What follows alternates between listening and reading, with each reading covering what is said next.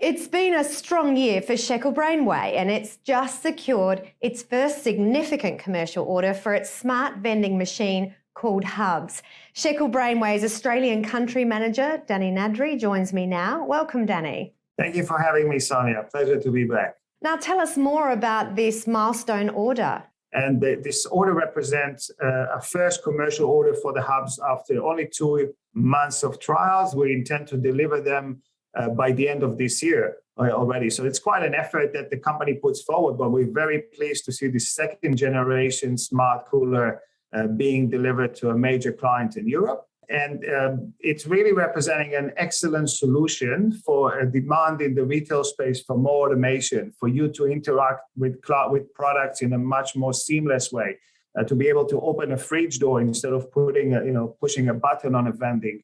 So from a lot of aspects, we see the demand for automation and smart vending being commercialized. And so we're very happy about this order. As it follows, more activities are going to come from these clients. So we see more activities coming from them, and obviously more orders into 2022 as 20 of these hubs are in circulation with some clients in the US. Maybe just important to mention that 17 of Vendi, the first smart cooler that we brought to market, has just been delivered in Israel as part of the large order of 1,200 machines to Tnuva. And we do have our first machine in Sydney in the last 3 weeks in a medical center. So yeah, a lot of excitement around this order, but the whole smart cooler thing. And I understand that Shekel's Retail Innovation Division has also reported record revenues.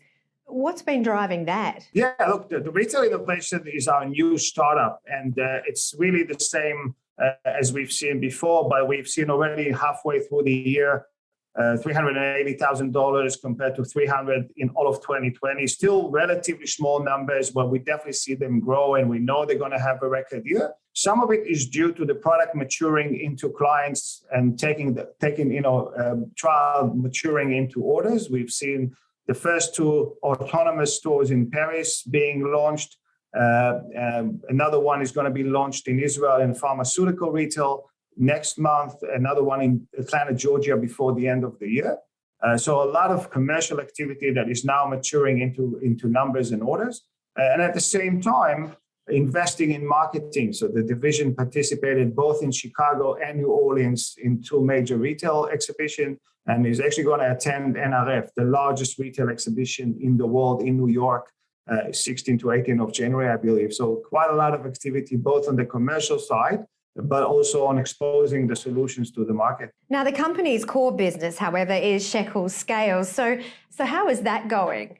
We've seen growth into October already for 22% year on year. But what we see is a very strong book build before the end of the year. I think we just reported 144% higher book build for the remaining of the year. We hope to deliver all of it.